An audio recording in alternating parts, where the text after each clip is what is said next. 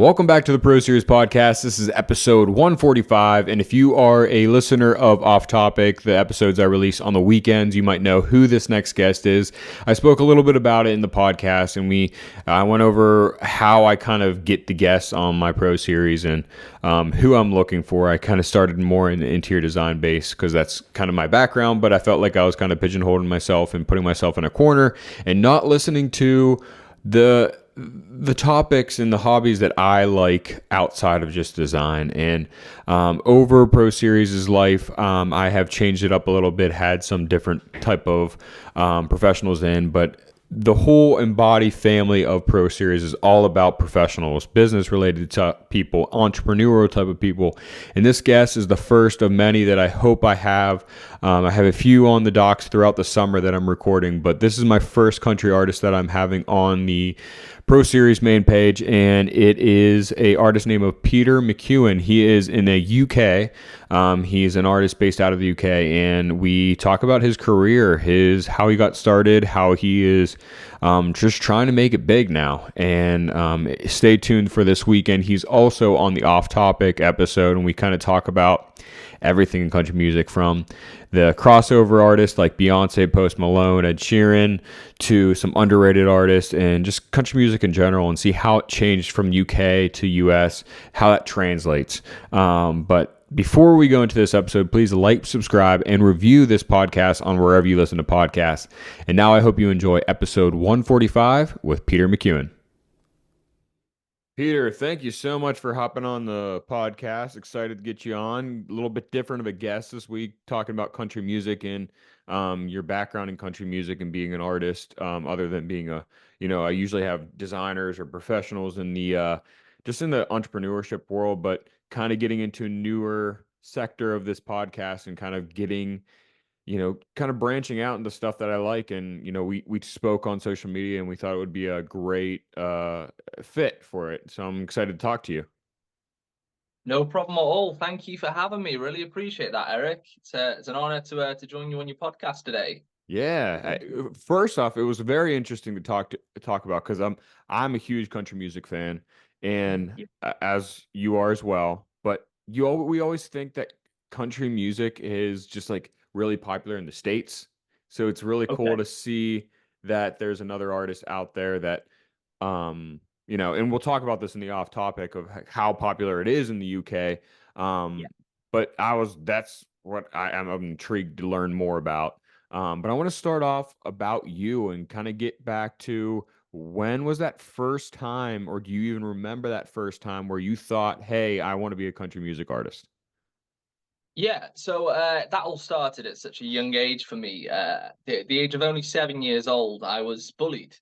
Um, my area, it's only a small town. It's not very big here in the UK. I actually live in a place called Wales. So yeah, at a young age, my parents had actually they bought me a small little keyboard, and they said to me they want me to play that instead of going out and out and about and in the world, just to keep me in, because they was fearing for my safety. So I stayed at home, and that's when I found my passion for the piano, which led to the acoustic guitar, the electric guitar, etc. And then it kind of went from there. And then I began to listen to some really old, at such a young age, but listening to very old legends in the country music, such as George Strait, Alan Jackson, Tommy Keith and whatnot. And just listening and going back to back in that day, I don't know, it connected to me more of the older music than the new modern music, if I'm completely honest, which drove me more towards a passion then to actually produce music at a young age, write music at a young age. And then from there, it's just, I couldn't connect with any other genre in music apart from country, if I'm completely honest, That's so cool. When was the first time you wrote a full song? A full song? Wow. I think I was about 10 or 11 years old. Oh, really? The worst song I was ever gonna say, wrote. looking back on it, what does it sound like, and would you ever release it? Oh, I actually have I have it in my book. It's somewhere around the house. Um it's not very good at all. And no, I don't think, maybe if I was to mess around with it a little bit, and move things around on the lyrics, maybe I could release it. But one of my first songs that I wrote at such a young age was called Neverland, which is a song about my childhood and about my bullying. Okay. I wrote that on my piano, and that is one song I have actually released, which is on my YouTube now. And that seems to have connected to a lot of people. That got around 2.5 to 3,000 views Okay. in such a short amount of time, so I was quite impressed with that. Yeah. So Yeah. I was actually on your YouTube page, and there was the one song, I'm gonna pop back over to it. If I Ain't Got You was a great, it says the storytelling video, but it's a storytelling song, which is what country music is, and that's the best part. Is that what gravitated you to country music? Yeah, I would say country music overall for me that really like gripped me and pulled me towards it was my childhood, Hmm. as well as another storyline I could explain here was my dad. He loves country, absolutely loves country, and we used to go for like a little ride out in the countryside in the car as when I was just a little boy. And yeah, he used to play so much country, and I'd never heard of it in my life. Hmm. And I was like, Dad, what's this? He's like, this is country music, real old fashioned kind of American styled country music. I'm like, I love it. I love it. Yeah. And then that kind of connected with the piano and whatnot then. And it went from there, I'm completely honest. It was really nice. That's awesome. So how are you releasing music now? Are you an independent artist? I am an indie independent artist, yeah. So Okay. I'm currently only on one platform, which is YouTube at the moment. Okay. Of course, my social media is Instagram and TikTok and whatnot, but my official releases are all YouTube based. Yeah. Do you have to be part of a label to release it to Apple Music and Spotify and all those streaming platforms? No, not necessarily. No, you Okay. can actually release to iTunes, Amazon Music, Apple Music, and that. You can do all of that through a music distribution, which is like TuneCore or RootNote. Anything like that would work, Okay. and you can release it that way. But for me, I like to have full control over everything I release. Due to they take a lot of control over your music, how they release it, where they release it, what they put in the description. And as for me, I didn't want that. I wanted kind of a full release to be in my full control. Yeah.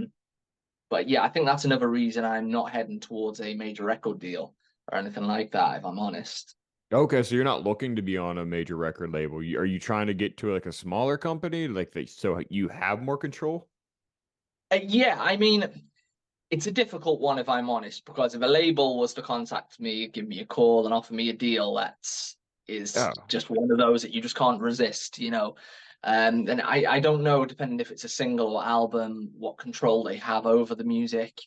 Then yeah, I think maybe I may sign with them. It all depends if I'm honest, but 99% of the chances of it would be for me to say no. I'm an independent artist, and that's the way it's going to stay, because my music's not for money. It's for purely the love of country music. hmm. And what helped me to escape from my troubles as a child, is it helps me today, if I'm honest. I'm bringing my daughter up around it as well, and it's one of those, but mine's purely for the love of country music. It's not for the money in any way. Hmm. When it comes to the promoting and the marketing part of your music, how do you go about that? Yeah, so my promotion, I do a lot of printing where you've got the lampposts on the sidewalks, Oh, in the okay. streets, and I print them and just stick them on, or loads of them going down the streets. Well, that's what I did about 2 years ago. I also do a lot of promotion on my Instagram, my TikTok, YouTube, Facebook. I also get friends and family that share all of my stuff. So once again, everything is very independent with promotion too. Hmm. That's interesting you say the printing stuff on the post because that would not happen here in the States because I mean it'd be torn off by the city or municipal boroughs. They're just gonna rip it off. But that's interesting that you could do it that way. And so are you going to like dive bars and stuff and performing? Is that how you get some of your fan base, or is it strictly off of social media? A bit of both of them, I'm honest. Yeah. So a lot of it is social media based because this whole world is now technology. It's the internet's taken over so much. But yeah, I do perform in bars and clubs and pubs and things like that. Um, I perform at events. I did last Christmas. I performed for I think it was 5,000 people, Oh wow. which was one of my biggest. It was scary because I was not expecting it to be as full as it was. But yeah, it did really well, and I got the crowd up on their feet and they really enjoyed it. So when you play for a crowd that large, are you playing strictly your original stuff, or are you playing some cover songs?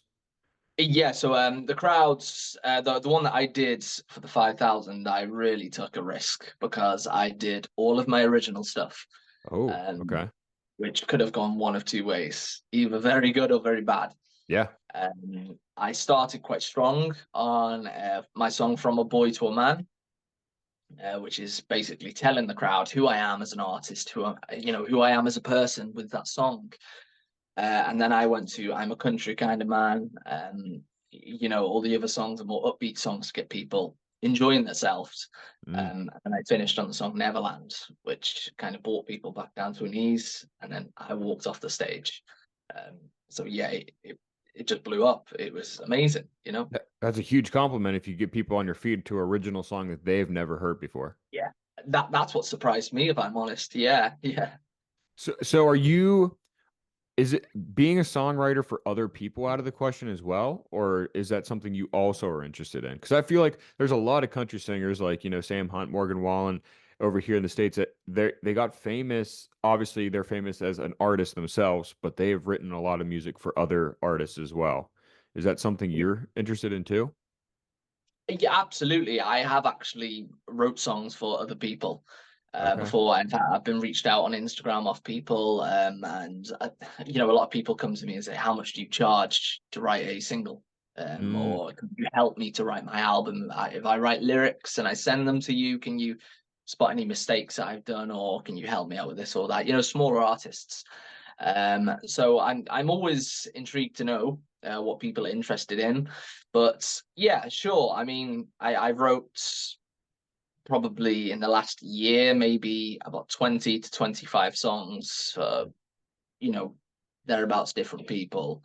But it's for me, it's a lot of it is about once again, I do it for the passion of music. It's hmm the love of music. If I have, like a rock singer come to me or a gospel singer come to me, and mine is purely about country, it's difficult because they might want a certain song wrote for a certain thing, and hmm I may not be very good at, for instance, like being able to write anything like that, what they're specifically asking for. So sometimes I have to say no to. Yeah. So when you're done with the songwriting part, talking about your original music, do you go into the whole production part? Are you hiring someone else to do that part of it? Or you just one man show and you do it all?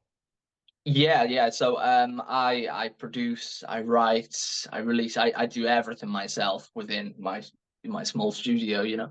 So Yeah, you could play pretty much every instrument for the I song? can play a lot of instruments. Yeah. Okay. That's pretty interesting.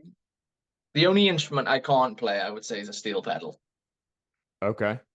A steel pedal. It's to an extent, it's very difficult though. So I mean, yeah, yeah, fairly, I can play a lot of instruments. Yeah. That's cool. So what do you do on like a live show? Do you A live show pre-record? is either piano or it's guitar, Okay, completely acoustic type of deal. basically. Yeah, yeah, yeah, yeah. Gotcha. Wow. Uh, So it's either you're that or I would have a small band, which I'd normally bring along, depending. okay. Yeah. So you're your own touring manager as well. So you're trying to find the gigs and all that stuff, or is there someone else helping you out for that? Absolutely everything to do with my career is purely based on All what I you. do Wow. myself. Yeah, yeah. Yeah, I try my best. It can be difficult at times because the promotion, the songwriting and producing. I can get caught up on time sometimes, as well as also caring for my wife and my daughter and my Mm. mum. Yeah, because my mum has recently been diagnosed with cancer. Oh, Um, so it's sorry to hear that. awful. Yeah, sorry No, to that's hear that. okay. My wife, she has a heart problem as well, where she's only 27 and she's waiting for major heart surgery. And then I have the daughter I take care of. So it's very difficult for me at the same time trying to change our life, and trying to just do my best overall. Um, especially whilst caring for my close family members too. Um, but yeah, it can be a struggle. Yeah. It really can. Yeah, that's so hard. No, if you know you're going through so much, it's probably easy to write some music, but when it comes to music that isn't are you only writing music that you've actually existed in and like you have actually lived? Because I feel like there's a lot of country artists there that kind of, or just artists in general, they put their mind into a different area and kind of play a character for a little bit while they're writing. So they're writing a story that they haven't necessarily been through, but they're kind of, being their own author and kind of creating a story. Is that kind of where you kind of land, or is it mostly just all about your life? Yeah, so a lot of the music I have released is personal music. It's based on real life events and what have happened in my life. Um, but off the radar, behind the scenes, I write a lot of fictional stuff, which a lot of the time I can feel uncomfortable with releasing because I'm thinking, Mm. what about if this doesn't connect? Because I don't know, would this be a story that has really happened to somebody before? And then on the other side of things, I would look in a newspaper or watch the news on the TV or maybe a movie or a book I've read, and I will take a storyline from that and try and, write a song. I wrote hundreds, if not thousands, of songs over the years, and only a quarter of those have been pulled out to say, right, I'll look at these. Hmm. I must be certain about a song before I release it, if I'm honest. Yeah. That's crazy. Wow. So in the next 5 to 10 years, where are you hoping to be? Are you going to try to stay in the UK, or are you going to try to go to the States and, move to Nashville, or, somewhere that country music's a little bit more heavily listened to? Yeah, so me and my wife were only talking about this around 2 days ago, and we're saying within the next year to 2 years, we're thinking about moving up to Nashville, so I can pursue my career a lot bigger, make it, Yeah. and take it to the next level. If I'm honest, it's a big step because from where I live here, right the way over to Nashville, like hours and hours away, it's a huge step. But for success, sometimes you have to take a risk and, you know, try and pursue the career that you're really digging for. Oh yeah, huge risk, but will pay Yeah. off even if you are just get a publishing deal or you start writing and stuff, it gets you into because like I said before, there's so many artists that just started as a publishing deal and started with writing and they kind of move their way into singing, or you find that you like more the publishing side anyways and you just love writing more. So you never know. Yeah, absolutely. Absolutely. Yeah, yeah, yeah. I fully agree with that. For me, once again, with publishing deals and record deals, if I can avoid them at all costs, I will. Yeah. Um, because once they take control of that music, and once again, I would ask questions if they offered me a deal, something that I'm very interested in, then I would, long story short, ask them, what control are you going to have over this? Yeah. Especially if I've wrote a good song. That's I'm thinking, am I going to make more money with the label, or am I going to make more money independently? For one. And once again, then same as like when I do shows and I'm selling tickets, I'm not selling tickets for rapid amounts of price. It'll be like in your money, maybe $5 a ticket, if that. Yeah. Most of my shows, like the one that I did over Christmas, was free. It was free entry for everybody. But once the tickets were gone, they were gone.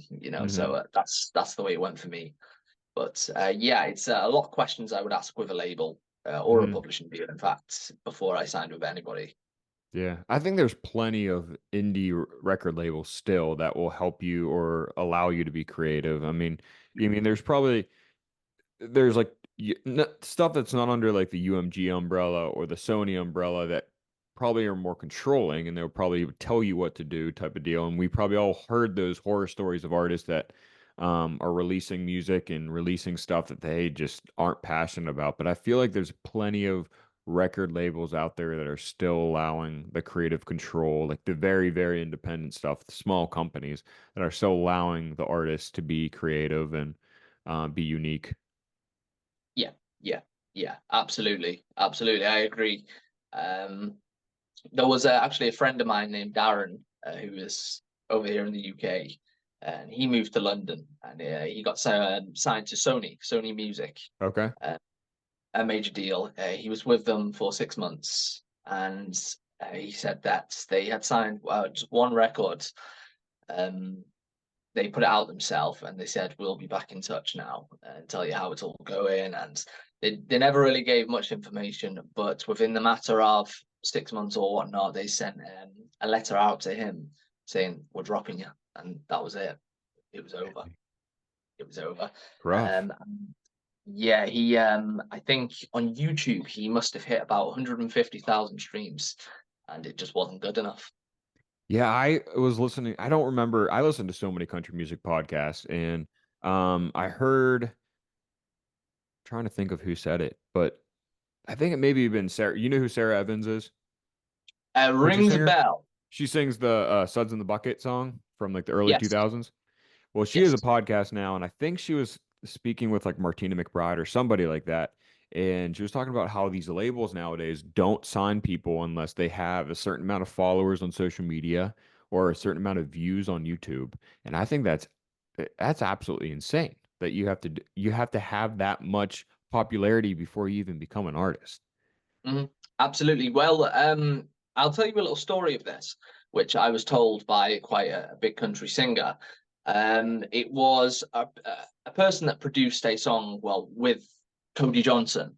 Okay. Um, as you know how big Cody Johnson is, and I had explained to this producer, his name's Zach, and he said to me, in my opinion, I wouldn't go out and get signed to a label. And I'm thinking, for one, why would he say this as such? He said the record companies, they're saying that you've got to have a certain amount of followers. You know, we're not even going to consider you until you've got 200,000 followers. Okay, so you have now 200,000 to 500,000, 500,000 followers now, and you've got all of these fans that like your music. So once you've got these, why would you want to sign with a label anyway? It's like you've already made it. You could go and sell tickets to these people. You could sell your merch to these people. You already have your fan base. So why would you want a label that are going to take, you know, I don't know, 40 to 50% of your money? Hmm. And I'm thinking that makes a lot of sense. Why would I sign? Once I've already got a fan base I've done myself, I don't need these people anymore. It made a lot of sense if I'm honest. Yeah. Yeah, that's insane. It's a really crazy world that a lot of people don't probably know a lot of about, and I'm interested in learning more and more about. That's why I listen to more of those podcasts. Yeah. It's a world that like it just doesn't make sense. And I mean, we could probably get into so much of how country music is released now and how much of it has to do with politics and stuff. And it's just sad. Yeah, yeah, yeah, yeah. Absolutely, absolutely. I agree. I agree. Yeah. Well, I want to finish off on where people could follow you, where people could listen to your music. And stay tuned to more music. Thank you, thank you. Yeah. So, my music is currently, as previously mentioned, only on YouTube at the moment. Um, and what due to the distribution, the music distributions, and the record companies, I can't get them on major platforms at the moment. That's the reason I'm keeping it as independent as I possibly can. So I have control to give the best results to the fans and the people. But yeah, if anybody would like to go ahead and check out my music, it would be on YouTube only. And give me a follow on my Instagram and TikTok too. That'd be a great help to me. Thank you. Awesome. Awesome, Peter. Well, thank you so much. We'll hop into the off topic that will be released later this week. But thank you so much for hopping on. No, that's fine. Thank you for having me. Appreciate that. Thank you.